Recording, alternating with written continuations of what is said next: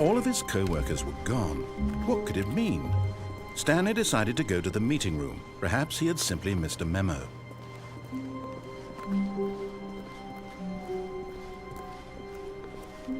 When Stanley came to a set of 2 open doors, he entered the door on his left.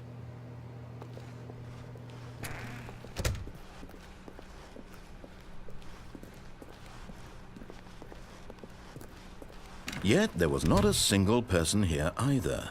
Feeling a wave of disbelief, Stanley decided to go up to his boss's office, hoping he might find an answer there.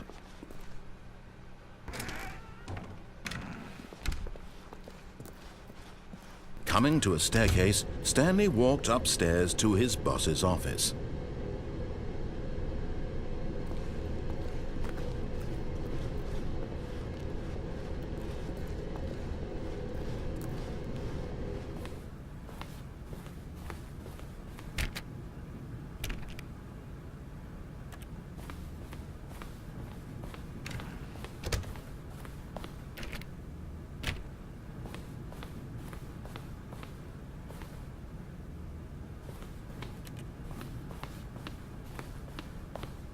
Stepping into his manager's office, Stanley was once again stunned to discover not an indication of any human life. Shocked, unraveled, Stanley wondered in disbelief who orchestrated this. What dark secret was being held from him? What he could not have known was that the keypad behind the boss's desk guarded the terrible truth that his boss had been keeping from him. And so the boss had assigned it an extra secret PIN number, 2845. Yet incredibly, by simply pushing random buttons on the keypad, Stanley happened to input the correct code by sheer luck. Amazing. He stepped into the newly opened passageway.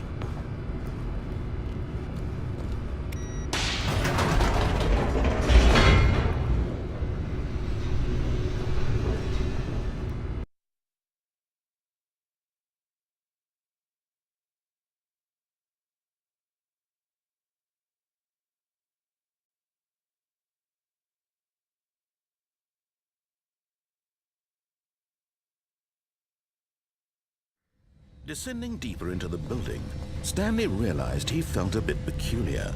It was a stirring of emotion in his chest, as though he felt more free to think for himself, to question the nature of his job.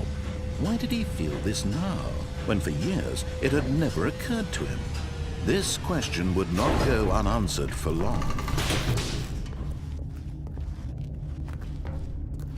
Stanley walked straight ahead through the large door that read Mind Control Facility.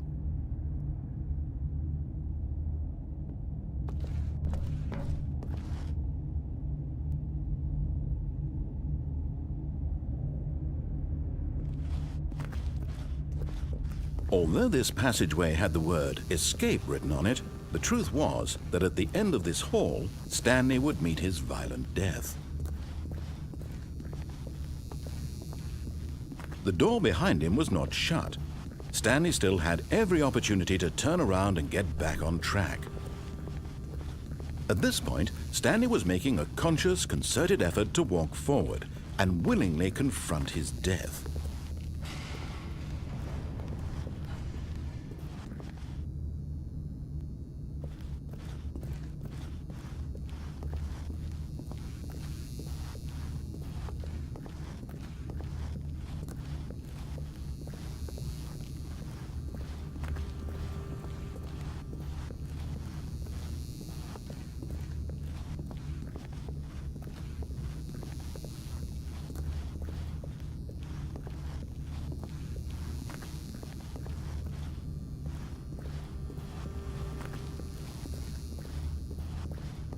But of course, Stanley thought better of it and realized he simply had too much to live for.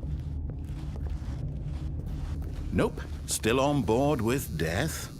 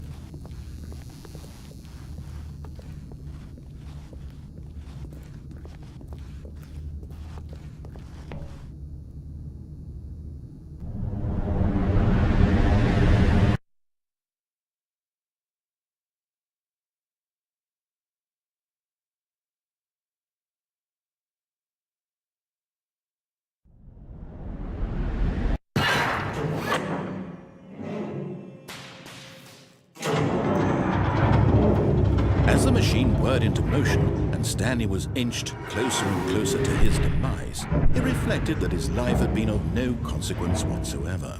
Stanley can't see the bigger picture. He doesn't know the real story, trapped forever in his narrow vision of what this world is. Perhaps his death was of no great loss, like plucking the eyeballs from a blind man. And so he resigned and willingly accepted this violent end to his brief and shallow life. Farewell, Stanley.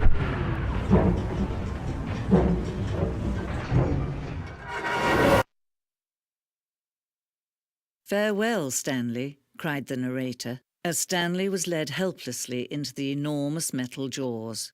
In a single visceral instant, Stanley was obliterated as the machine crushed every bone in his body, killing him instantly.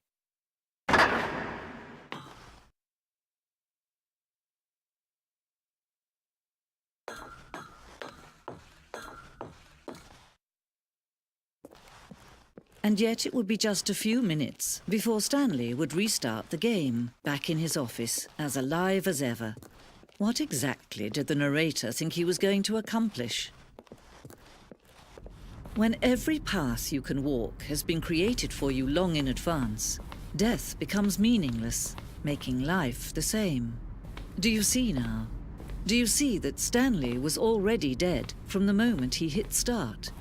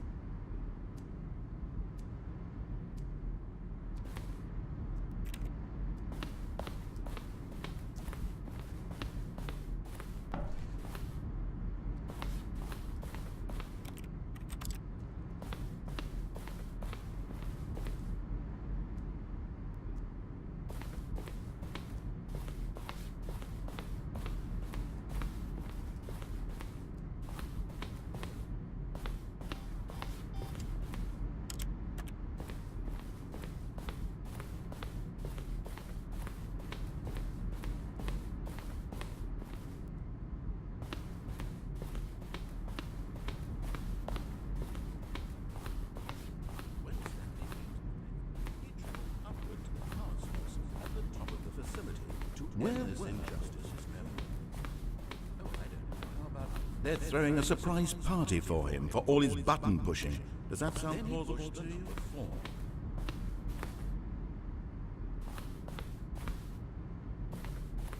Stanley walks into the bridge. Now look closely, Stanley. See how it's impossible for the player to do anything in this room. Perfect example of poor level design, textbook mistake. It's the kind of thing you pick up on intuitively. Where were all of his most fundamental understanding?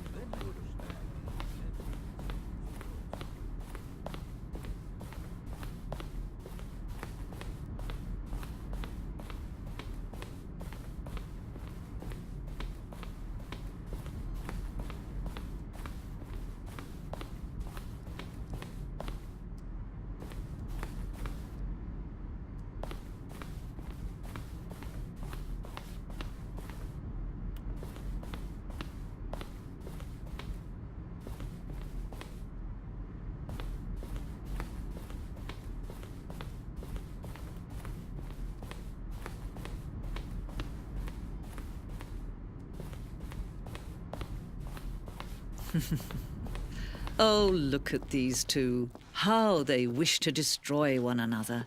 How they wish to control one another. How they both wish to be free.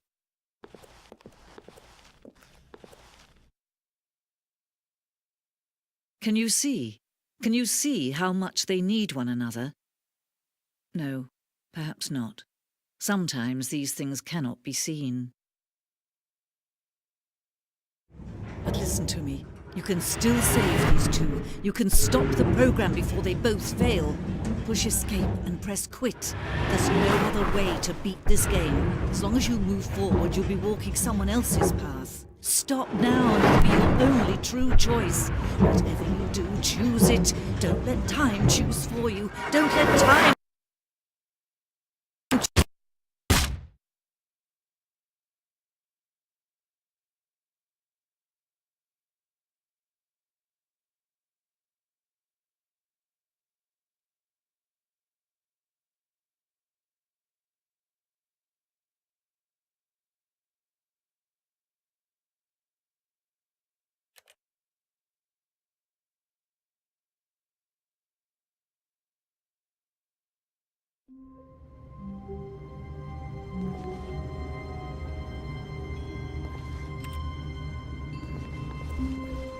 I can't wait to tell this story to my co-workers, Stanley thought. How amusing they'll find it. Oh, won't we all just laugh and laugh at the time I thought everyone had gone missing. When Stanley came to a set of 2 open doors, he entered the door, and this was not the correct way to the meeting room, and Stanley knew it perfectly well. Perhaps he wanted to stop by the employee lounge first, just to admire it. Ah, yes, truly a room worth admiring. But eager to get back to business, Stanley took the first open door on his left. Stanley was so bad at following directions, it's incredible he wasn't fired years ago. Look, Stanley, I think perhaps we've gotten off on the wrong foot here. I'm not your enemy, really, I'm not. I realize that investing your trust in someone else can be difficult, but the fact is that the story has been about nothing but you all this time. There's someone you've been neglecting, Stanley. Someone you've forgotten about. Please, stop trying to make every decision by yourself. Now, I'm not asking for me, I'm asking for her. This is it, Stanley. Your chance to redeem yourself, to put your work aside, to let her back into your life. She's been waiting. That's her, Stanley. You need to be the one to do this, to reach out to her. If you can truly place your faith in another, then pick up the phone. As Stanley picked up the phone, a white light engulfed him, filling him not just with radiance, but with hope.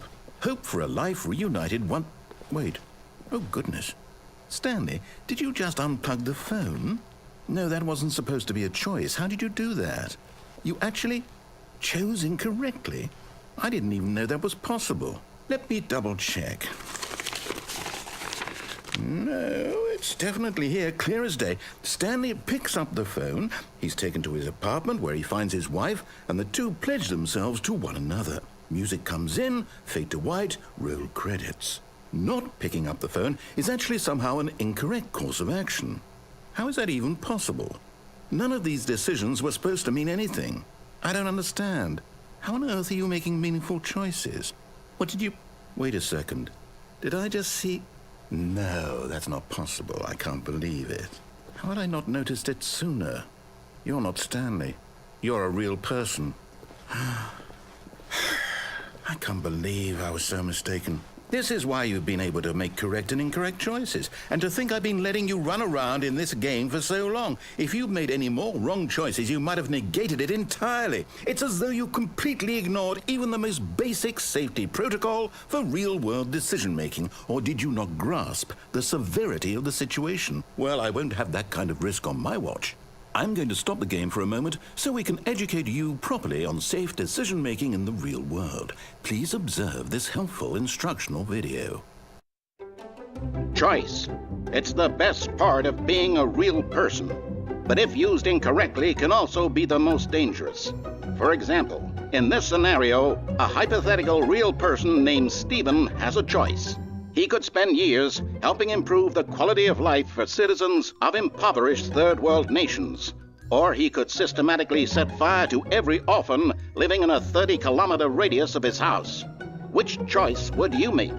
Remember that unlike here, the real world makes sense, and at no time should you make a choice that does not conform to rational logic. If you find yourself speaking with a person who does not make sense, in all likelihood, that person is not real. Allow the person to finish their thought, then provide an excuse why you cannot continue talking. Turn to a partner and practice saying, "My goodness, is it 4:30? I'm supposed to be having a back, sack, and crack."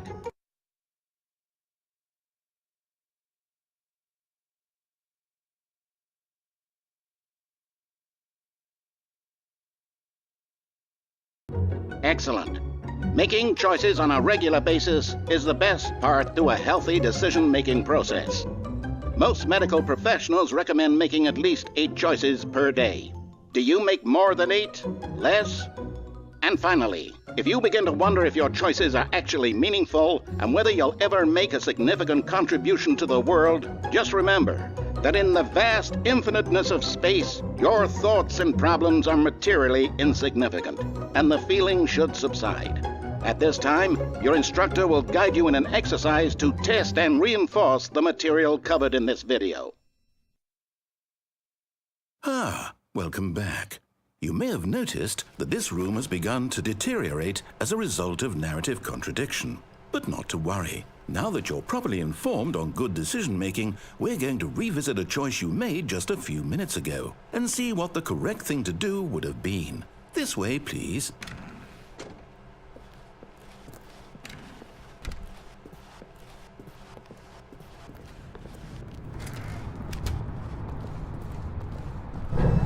Now that we know your choices are meaningful, we can't have you jumping off the platform and dying.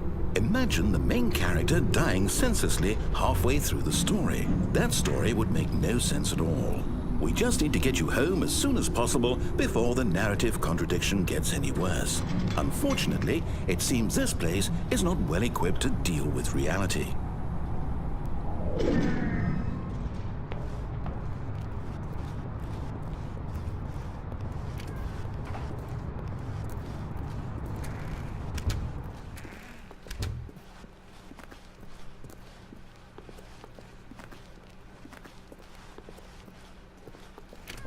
Almost there. You'll take the door on the left, back to the correct ending, the story will have resolution once again, and you'll be home free in the real world. Now remember, all you need to do is behave exactly as Stanley would. That means choosing responsibly and always putting the story first. I'm quite sure you'll be up to the task. Just follow my lead and you'll be fine. All right. When Stanley came to a set of 2 open doors, he entered the door on his left.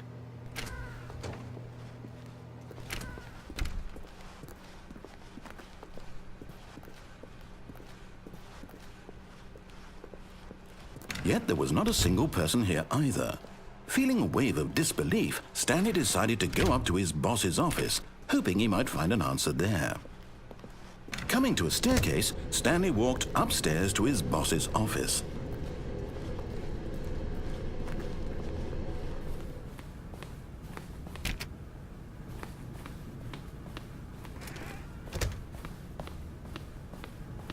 Stepping inside his manager's office, Stanley was once again stunned to discover not an indication of any human life. Shocked, unraveled, Stanley wondered in disbelief who orchestrated this, until he saw the door with a voice receiver next to it. Surely behind this door lay all the answers to his questions. And beyond all probability, he knew the passcode.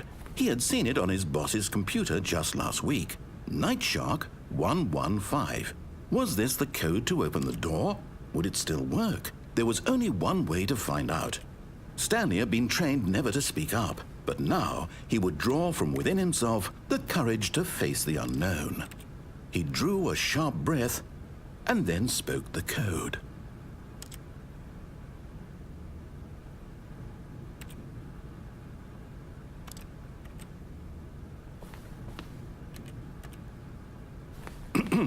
Stanley spoke the code. Night Shark 115. He spoke it into the receiver, right there on the wall.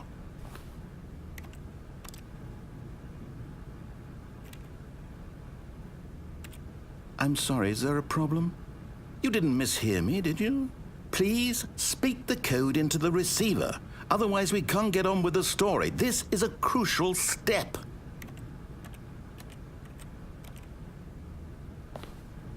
Okay, fine, you're not going to do it, but you know what?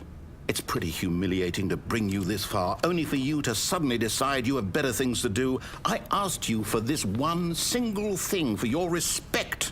The kind of respect Stanley shows for his choices. He knows what it means to take a story seriously.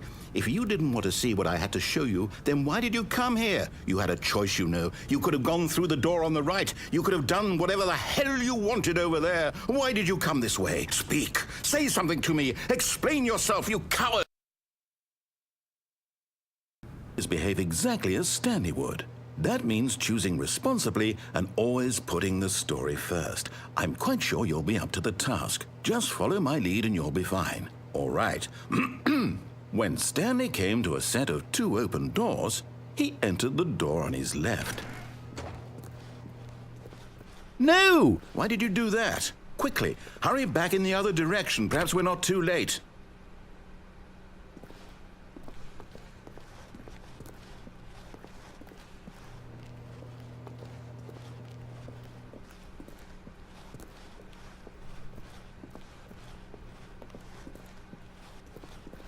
Oh, it's ruined. I can't believe, after everything we talked about, that my story, you've destroyed my work. Why? For what? What did you get out of that? What did you think was so special about seeing the game undone, left here like so much garbage? It's worthless now. And what am I supposed to do? Even if there were a way to continue, would it be worth it? To know that my story is now incorrect? How can I go back to that? I can't erase that knowledge. I'll have to live with it forever, reliving its impossibility forever. I couldn't live that way. Is it better to shut the game down entirely? To willingly destroy all of my work? I don't know. What's the answer? What do I do? What do I do? What do I... No, I have to. I have to shut the game down. I have to. I have to.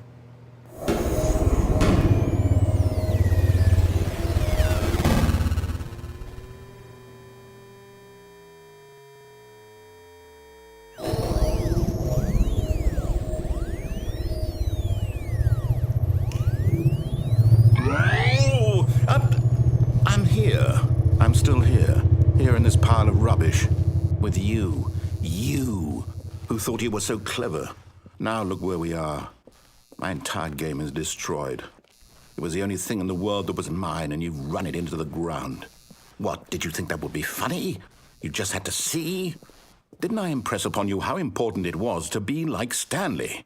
He actually knows how to do what I tell him to. He understands that if I say to do something, there's a damn good reason for it. That thought hadn't even occurred to you, had it? That there's a world outside of you? You're a child. Oh, my story. If you'd just gone through the door on the left, you would have seen it. There was a whole underground facility. You would have destroyed it and been victorious. It would have been so perfect. I worked so hard on it. I tried so hard.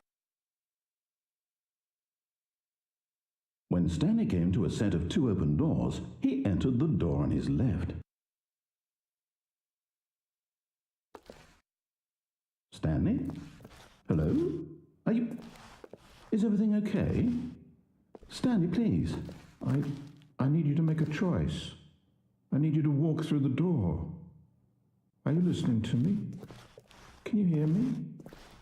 Is everything all right? Stanley, this is important. The story needs you. It needs you to make a decision. It cannot exist without you. Do you understand me? Whatever choice you make is just fine. They're both correct. You cannot be wrong here. We can work together. I'll accept whatever you do. I simply need you to take that step forward, please. Choose. Do something. Anything. This is more important than you can ever know. I need this. The story needs it. So, you hear me? Are you there? Are you listening to this? Stanley, are you there? Okay. It's okay, I can wait.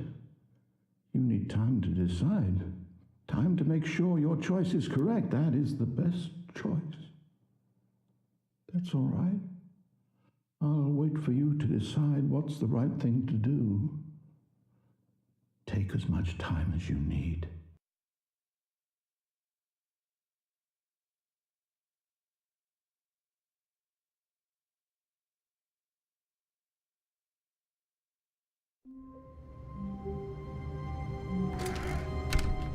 But Stanley simply couldn't handle the pressure. What if he had to make a decision? What if a crucial outcome fell under his responsibility? He had never been trained for that. No. This couldn't go any way except badly. The thing to do now, Stanley thought to himself, is to wait. Nothing will hurt me. Nothing will break me.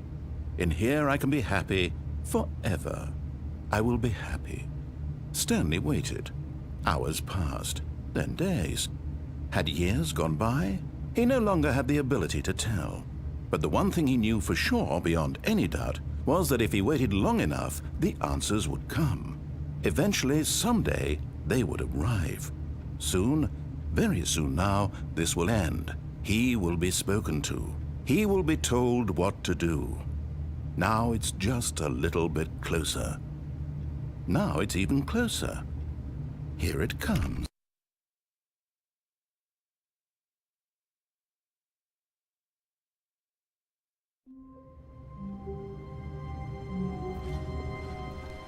I can't wait to tell this story to my co-workers, Stanley thought. How amusing they'll find it.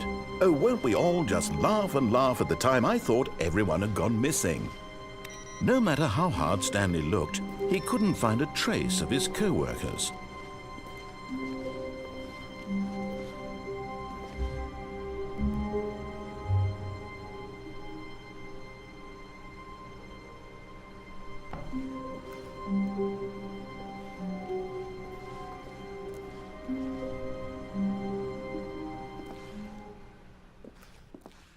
At first, Stanley assumed he'd broken the map, until he heard this narration and realized it was part of the game's design all along.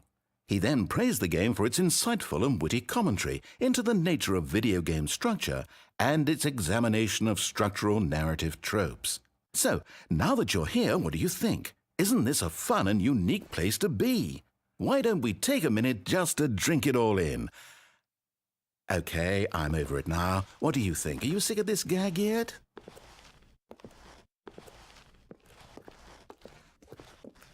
Ah, then in that case we'll continue. But now, here comes the real question. What do you think would have happened if you had told me that you wanted this to stop? Do you think it would have been particularly different? Would I have taken the same idea but rephrased it superficially to fit that answer? Perhaps you never would even have thought of it if I hadn't brought up the issue in the first place. Oh, now think about it. Will it be worth it for you to restart and then come back here just to do the other option? Clearly, this whole gag takes some time. What if the other option is even longer? How long will you spend in total just to have heard all the narration? Oh, and this is rich. Perhaps you've just played the other option, and now you've come to see what happens in this one. So, what do you think? Which choice was the better one?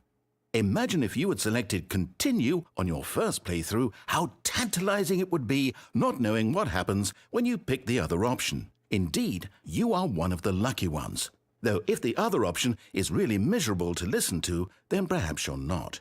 In fact, I'm just going to say that no one who's listening to this is lucky. Well now, I've built up the other option so much that I'm going to stop talking and leave you to your decision whether to come back here, continue with the game, or just sit in this spot forever and ever. Cheers.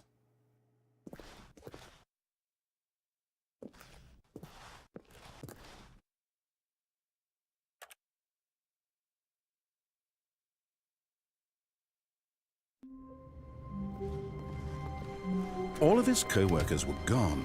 What could it mean? Stanley decided to go to the meeting room. Perhaps he had simply missed a memo.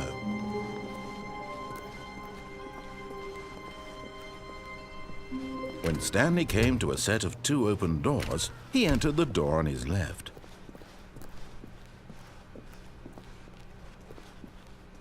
Yet there was not a single person here either. Feeling a wave of disbelief, Stanley decided to go up to his boss's office. Coming to a staircase, Stanley walked upstairs to his boss's office.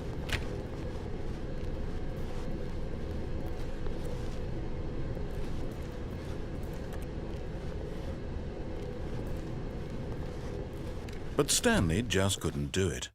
He considered the possibility of facing his boss. Admitting he had left his post during work hours, he might be fired for that.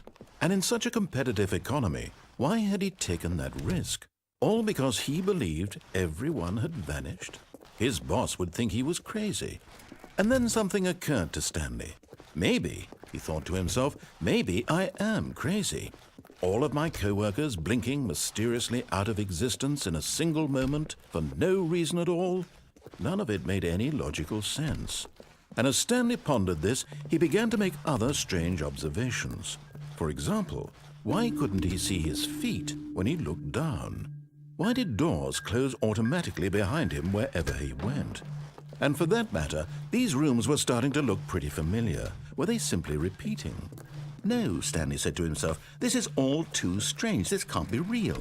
And at last, he came to the conclusion that had been on the tip of his tongue. He just hadn't found the words for it. "I'm dreaming!" he yelled. "This is all a dream." Oh, what a relief Stanley felt to have finally found an answer, an explanation. His co-workers weren't actually gone. He wasn't going to lose his job. He wasn't crazy after all. And he thought to himself, I suppose I'll wake up soon. I'll have to go back to my boring real-life job pushing buttons. I may as well enjoy this while I'm still lucid. So, he imagined himself flying and began to gently float above the ground. Then he imagined himself soaring through space on a magical starfield, and it too appeared. It was so much fun, and Stanley marveled that he had still not woken up. How was he remaining so lucid? And then perhaps the strangest question of them all entered Stanley's head. One he was amazed he hadn't asked himself sooner. Why is there a voice in my head dictating everything that I'm doing and thinking? Now the voice was describing itself being considered by Stanley, who found it particularly strange. I'm dreaming about a voice describing me, thinking about how it's describing my thoughts, he thought. And while he thought it all very odd and wondered if this voice spoke to all people in their dreams, the truth was that, of course, this was not a dream. How could it be? Was Stanley simply deceiving himself, believing that if he's asleep, he doesn't have to take responsibility for himself? Stanley is as awake right now as he's ever been in his life. Now, hearing the voice speak these words was quite a shock to Stanley. After all, he knew for certain, beyond a doubt, that this was in fact a dream. Did the voice not see him float and make the magical stars just a moment ago? How else would the voice explain all that? This voice was a part of himself too. Surely, if he could just... He would prove it. He would prove that he was in control, that this was a dream. So he closed his eyes gently, and he invited himself to wake up. He felt the cool weight of the blanket on his skin, the press of the mattress on his back, the fresh air of a world outside this one. Let me wake up, he thought to himself. I'm through with this dream. I wish it to be over. Let me go back to my job. Let me continue pushing the buttons. Please, it's all I want. I want my apartment, and my wife, and my job. All I want is my life exactly the way it's always been. My life is normal. I am normal. Everything will be fine. I am okay.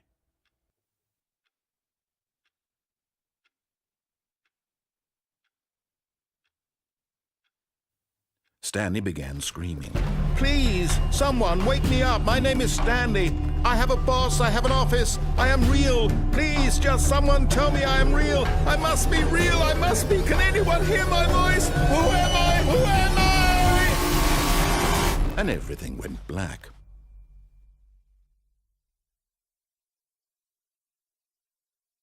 This is the story of a woman named Mariella. Mariella woke up on a day like any other. She arose, got dressed, gathered her belongings, and walked to her place of work. But on this particular day, her walk was interrupted by the body of a man who had stumbled through town talking and screaming to himself, and then collapsed dead on the sidewalk. And although she would soon turn to go call for an ambulance, for just a few brief moments she considered the strange man. He was obviously crazy, this much she knew. Everyone knows what crazy people look like. And in that moment, she thought to herself how lucky she was to be normal. I am sane. I am in control of my mind. I know what is real and what isn't. It was comforting to think this, and in a certain way, seeing this man made her feel better. But then she remembered the meeting she had scheduled for that day. The very important people whose impressions of her would affect her career, and by extension, the rest of her life. She had no time for this, so it was only a moment that she stood there, staring down at the body. And then she turned and ran.